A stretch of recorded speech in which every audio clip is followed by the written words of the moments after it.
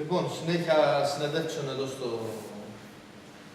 Βέρμιο, στον Άγιο Νικόλαο της Νάουσας, που προετοιμάζεται ο Ηρακλής Ψαχνών. Μαζί μας Θανάσης Παλαιολόγος, Παναγιώτης Παγκομήτρος.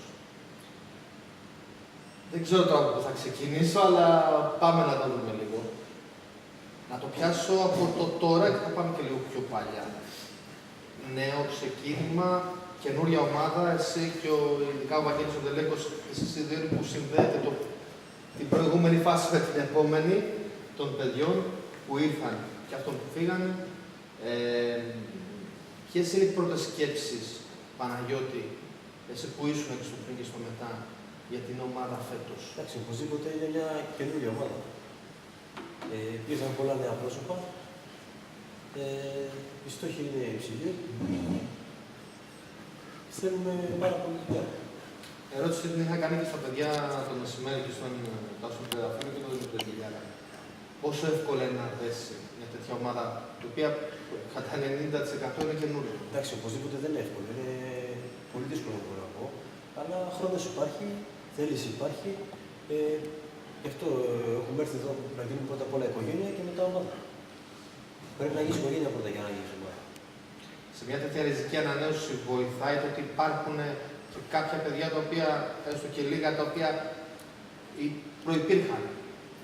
Εννοείται ότι βοηθάει, αλλά υπάρχουν και νέα παιδιά που είναι έμπειρα και μπορούν να βοηθήσουν με την εμπειρία τους και μόνο.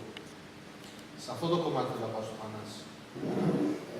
Μέσα σε αυτή τη ριζική ανανέωση ήρθαν και ποδοσφαιριστές όπως εσύ, κουβαλάνε μια ποσότητα εμπειρίας στην πλάτη τους. Μπορούν να αποτελέσουν το συνδετικό κρίκο μεταξύ παλιών και νέων, να μπουν και οι νέοι, ώστε να δημιουργηθεί ένα καλό σύνολο. Καταρχήν, εγώ δεν νιώθω νέος. Έχω παίξει στην ομάδα 2 χρόνια. Από την ομάδα αυτή, στην ουσία, ξεκίνησα το επαγγελματικό ποδόσφαιρο. Κοιτάξτε, η ομάδα είναι νέα. Έγινε μεγάλη ριζική αλλαγή, θα έλεγα. Η περσινή ομάδα είναι άξιο συγχαρητηρίων. Έκανε ίσως την καλύτερη της χρονιά, νομίζω, στην ιστορία του συλλόγου. Από εκεί και πέρα έχουν έρθει νέα παιδιά, έχουν έρθει παιδιά με εμπειρία, έχουν έρθει παιδιά νέα με ταλέντο και σίγουρα είναι δύσκολο. Ωστόσο, έχουμε τη θέληση, όπως είπε και ο Παναγιώτης, που είναι πιο παλιός, και το χρόνο να δημιουργήσουμε ένα σύνολο πολύ σημαντικό. Εμείς τώρα από την πλευρά μας είμαστε έμπειροι παίκτες και καθημερινά προσπαθούμε να βοηθήσουμε τα νέα παιδιά, να τους βοηθήσουμε, να τους δώσουμε συμβουλές, να είμαστε εκεί στα δύσκολα για να μπορέσουμε και να ανταπεξέλθουμε στις προσδοκίες που έχει η ομάδα. Ξεκινήσεις την καριέρα σου σαν ποδοσφαιριστής με μια μικρή καθυστέρηση. Έξω Παναγίτσα. Ναι. Αρχικά προοριζόσουν αθλητής τύπου. Μετά προέκυψε το ποδόσφαιρο. Και ξαφνικά, μαζί με αυτό, έρχεται σε πολύ σύντομο χρονικό διάστημα και μια μεταγραφή σε μια ομάδα με τεράστια ιστορία, όπως είναι η Λάρισα, και με την οποία έζησε σε μια πορεία ανώδου μέχρι την πρώτη εθνική. Στην επιστροφή σου και με τον Ηρακλή να έχει δοκιμάσει μια αντίστοιχη είδους πορεία, πιστεύεις ότι υπάρχει ταβάνι για αυτήν την ομάδα, για τα Ψαχνά? Κοιτάξτε, οι άνθρωποι που έχουν την ομάδα είναι πολύ φιλόδοξοι.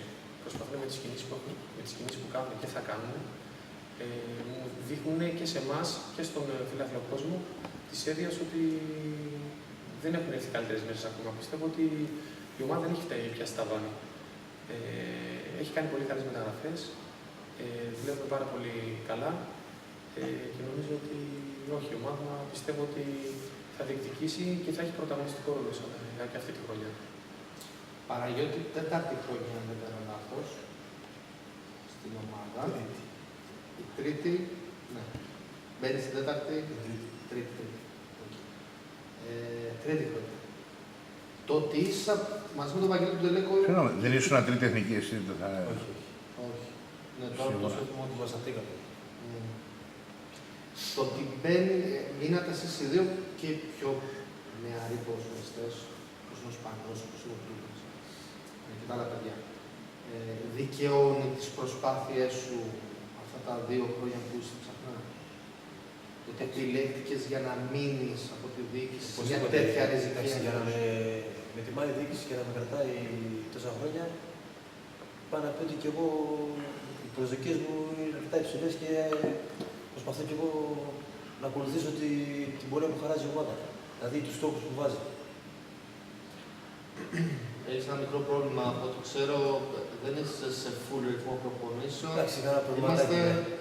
Είμαστε σε φάση. Εντάξει, κάνω κανονικά προπόνηση, απλώς δεν είναι 100% έτοιμος να αγωνιστώ ακόμα. Ελπίζω ότι είναι ok. Τι σκέψεις είχες πατώντας πάλι το γήπεδο?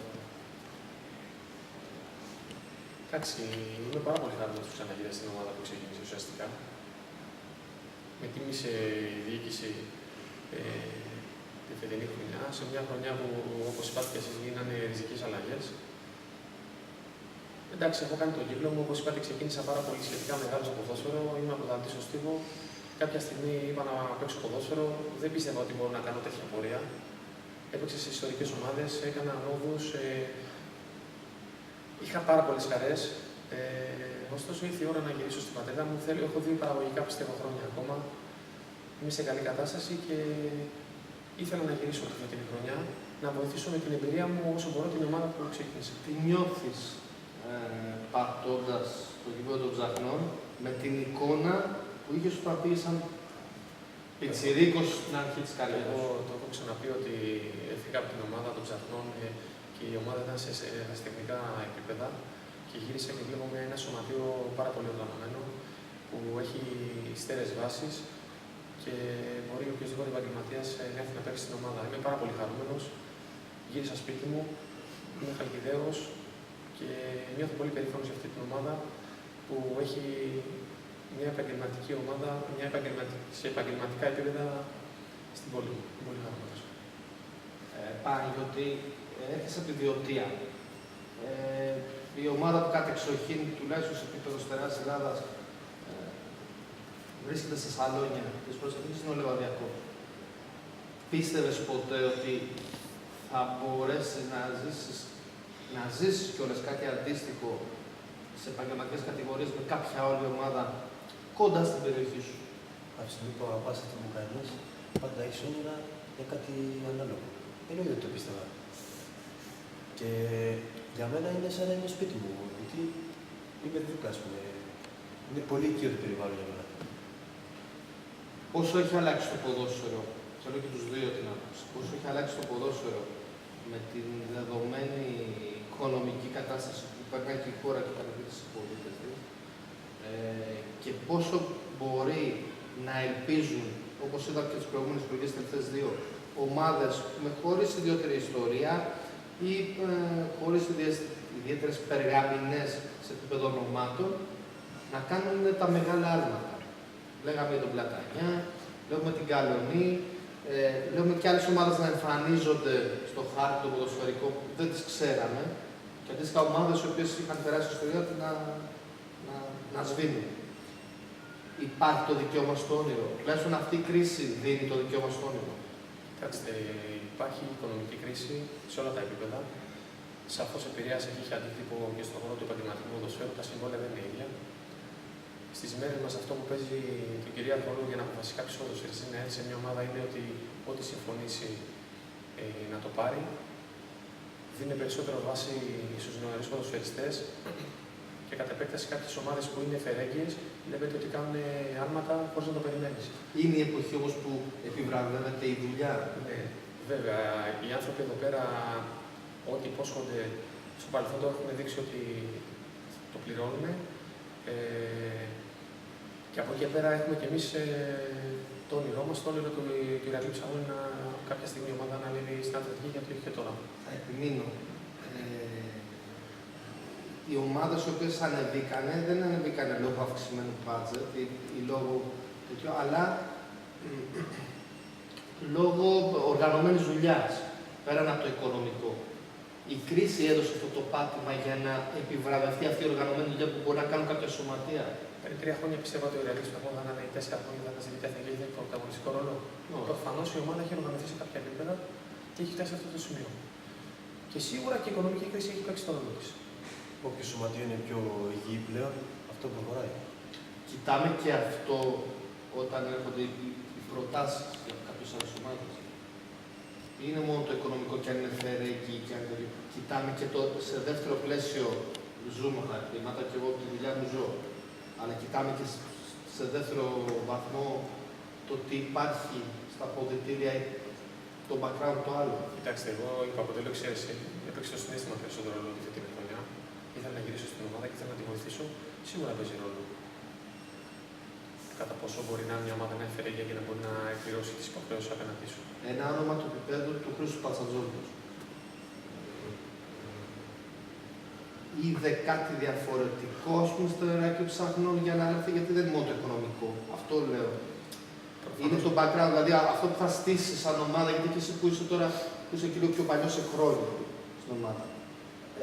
Είναι ελκύσιμο και σε ποδοσφαιριστές άλλες αξίες που ίσως το έχουν σε δεύτερη μοίρα το χρήμα, που μπορεί να το έχουν εξασφαλίσει λίγο, να κάνουν πατήματα στην καριέρα τους. Καταρχήν, λίγο πολύ, ο καθένας φτάνει να πάει κάπου ρωτάει. Αν ακούσει ένα σοβαρό και δεν πάρει εύκολα. Και οπωσδήποτε έπαιξε ρόλο η προσέγγιση που του κάνανε. Πώς του μιλήσανε, πώς του συμπεριφερθήκανε. Η έξω είναι καλή μαρτυρία, πώς δηλαδή έδειξε λειτουργεί και μεταξύ των ποδοσφαιριστών, ειδικά τώρα, Η εικόνα μετράει πάρα πολύ. για τις επιλογές του καθενός. Ο κύκλος είναι πάρα πολύ μικρός στο ποδόσφαιρο. Όπως είπε και ο Παναγιώτης, ο ένας ρωτάει τον άλλον, ξέρουμε σε ποια ομάδα θα πάμε, τι θα αντιμετωπίσουμε. Και σαφώς είναι μεγάλη επιτυχία της διοίκησης που έφερε ονόματα αξίας ποδοσφαιρικής. Ο Χρήστος και τα υπόλοιπα παιδιά που έχουν έρθει είναι σε ηλικία που μπορούν να προσφέρουν ακόμα. Δεν ήρθε για να παίξει ένα-δύο χρόνια και να. Ξέρετε, είναι σε πολύ καλή κατάσταση. Θα το δείτε άλλωστε κι εσείς. Και είναι σαφώς επιτυχία της διοίκησης. Από τα πρώτα, για να το κλείσουμε λιγάκι, από τις πρώτες εικόνες αυτής της προετοιμασίας, ειδικά ο Παναγιώτης που ήταν και πέρσι, πρόπερσι, να περιμένουμε ένα Ηρακλή Ψαχνών πιο επιθετικό. Είδαμε σήμερα και στο φιλικό αυξημένη κίνηση της μπάλας και πιο σίγουρη.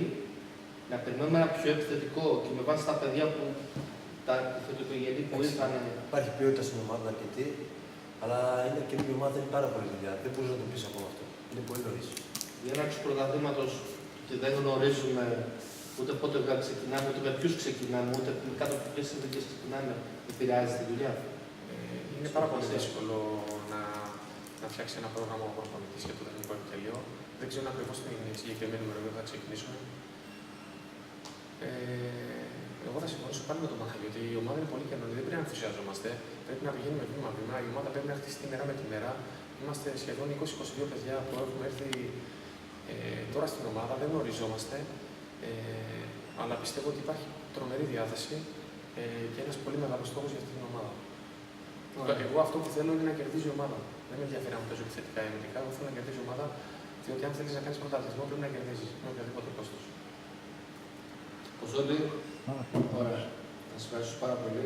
Καλή δουλειά, καλή συνέχεια. Θα τα δούμε στα ψάρια. Να είστε καλά. Για την επιστροφή σας, πάρα πολλά υγεία σε όλους. Να είστε καλά.